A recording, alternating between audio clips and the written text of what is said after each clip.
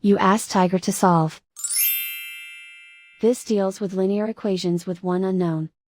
The final result is x equals -5/6. Let's solve it step by step. Simplify the expression. Expand the parentheses. Group like terms. Multiply the coefficients. Simplify the arithmetic.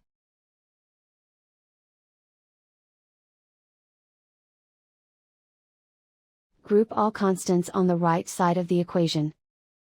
Subtract 5 from both sides. Simplify the arithmetic.